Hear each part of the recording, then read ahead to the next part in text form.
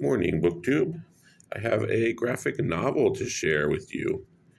Here we have our two anti-heroes and our mysterious hero, the old man who's lost his memory.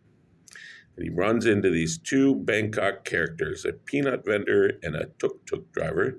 Tuk-tuks are those um, motorized rickshaws, sometimes people call them. They're sort of a motorcycle with two seats in the back that go around Bangkok overcharging tourists. They're fun. It's fun to do one ride in them. Anyway, so we meet this old fella. He shows up in Bangkok. We don't really know who he is. And so this is going to be really interesting. So the city he's lost in is Bangkok. And this first volume one is really just a love letter to Bangkok, starting with the traffic. Here you see we meet our friend Dr. Tuk Tuk. And then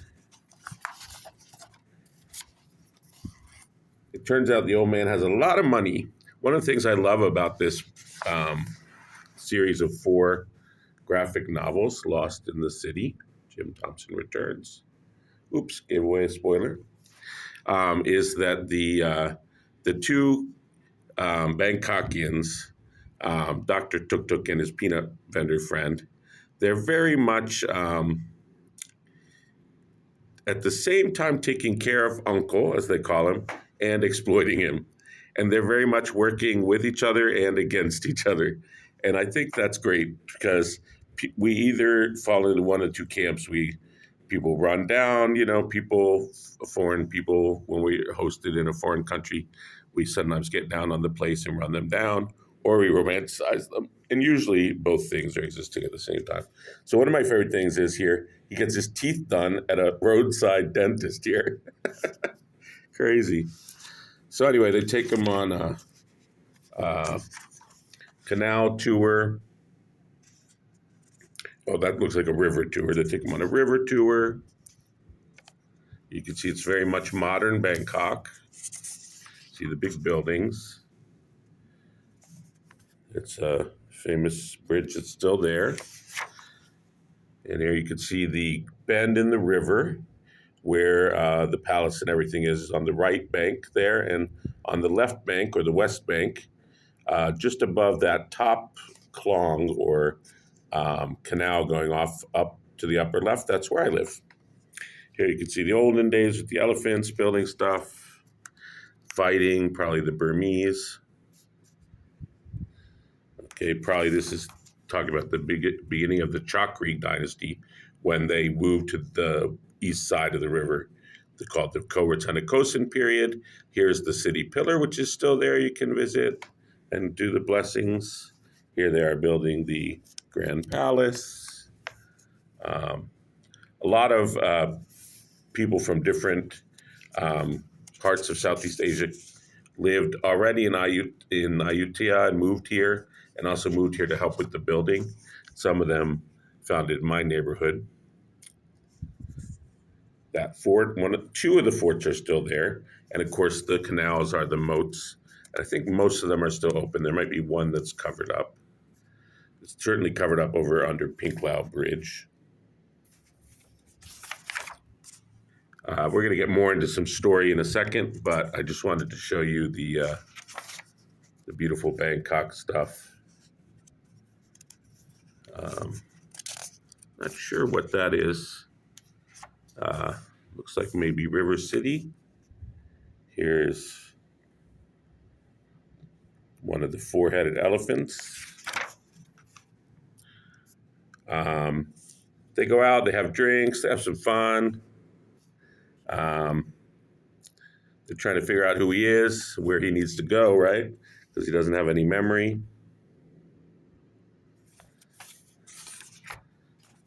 Here it looks like Golden Mount, maybe. Look at this face here. Crazy.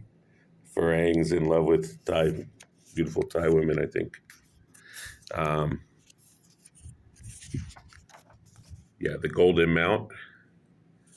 Climbing up there. All right, so that's pretty much volume 1. And there you can see they take him up for a view of the big city. All right. And you can see on his shoulder, this bird attaches itself to them. And that's going to be very significant because this bird it is who signals the flashbacks, right? So here they run into an old friend, Japanese fellow. The Japanese briefly occupied Thailand, and apparently some of them loved it as much as the U.S. GIs and married and stuff like that. In fact, I met a lady the other day whose child is half Japanese. Right. So here's the war, 1945. Obviously horrible stuff happening. And according to this, he was a paratrooper. I know he was an architect. I know he served in obviously the Pacific. And it looks like they were about to jump when peace is declared. Japan surrenders. And they're happy. He's going to go home to his wife, but it gets delayed. Here they are celebrating, yay, world peace. And they're about to go. Oh, nope. Alexander McDonald and James Thompson. Their orders from HQ for you to oversee the Bangkok operation. Mysterious Bangkok operation. What's that all about? And here's a weird flashback. Here he is as a little boy, and his grandfather, there he is, grandfather, showing him a photo of his grandfather with Prince Vajiravud of Siam. And so he's telling the little boy about Siam, the elephants. So that's about what he knew about Bangkok when he got posted here. So he gets posted here in Bangkok. And he tries to get involved, this Frenchman, with a renovation of the Oriental Hotel. But can't get the funding. He eventually does go home. His wife leaves him, so he comes back to Thailand. And here he discovers the silk, that he's going to make his fortune, and also going to make the fortune of this community in Thailand, one Bangkok, that the art was dying out.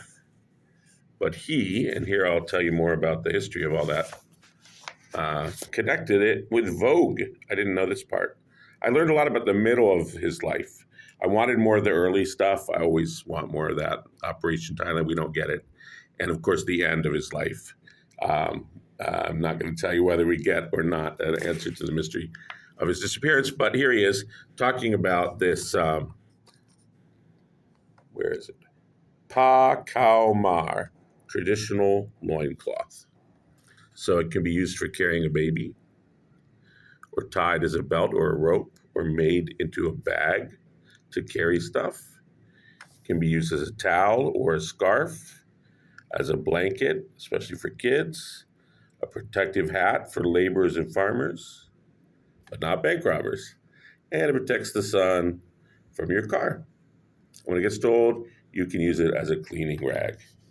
So there we go. We got a couple volumes about the silk. And so the old guy's still going around. They're still trying to figure out who he is.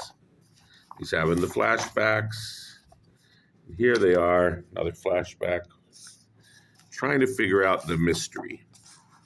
So meanwhile, the ne'er-do-well Bangkokians are getting into various episodes with Japanese tourist girls and lotto tickets and losing all Jim's money. I mean, the old man's money. So anyway, here they're trying to figure out who he is. He claimed he had a house on the Klong in Bangkok, so that's the canal. He had knowledge of traditional crafts as well as the history of Thailand. He knew of the Pa Khao Mar. He must be a historian or used to sell fabrics. Yes, he could be a fabric merchant. He claimed that he is Nai Hang. He's 100 years old and still very healthy. That's unbelievable. He smokes. He also loves drinking. He mentioned they used to drink more when he was in the jungle. So why did he live in the jungle? He must be. Ah, that's why he's familiar with birds. He must be a Tarzan or a shaman. Oh, I thought they were going to guess right there. And we found him at the southern bus terminal. So he came from the south. He got cash, but it already went on the first night. What? You took all his money? Then they start fighting. Okay, so that's episode 3.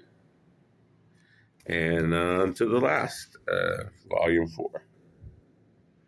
Here we go. Are we going to find out who the man is? Here we go. You can go to Jim Thompson's house today, and this is what it looks like. He built these traditional houses, very pretty.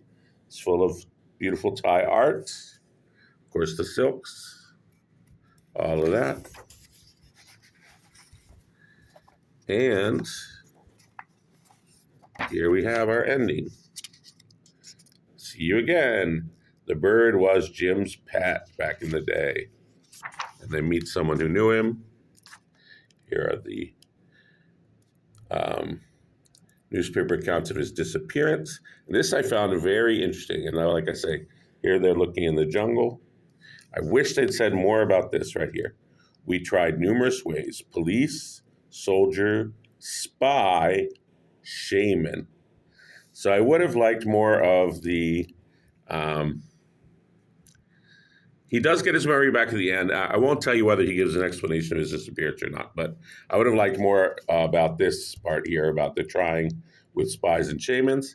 And I would have liked more about Operation Bangkok at the beginning stuff. But it's really enjoyable, funny, beautifully drawn, simple, but, very effective. It's got a lot of plot. And why am I calling this a reboxing? Because here's the box. I'm going to put these back in there. I bought this. It wasn't expensive. I think it was $5, something like that, at not the Jim Thompson house, but a nearby cafe, art cafe. And I'm going to box it up. Ta-da. I'm going to donate that to the Bangkok Library today when I go to return my books later. Okay, so I hope you enjoyed seeing a graphic novel. I don't read many of them, so I thought I better take advantage and share this one. Cheerio.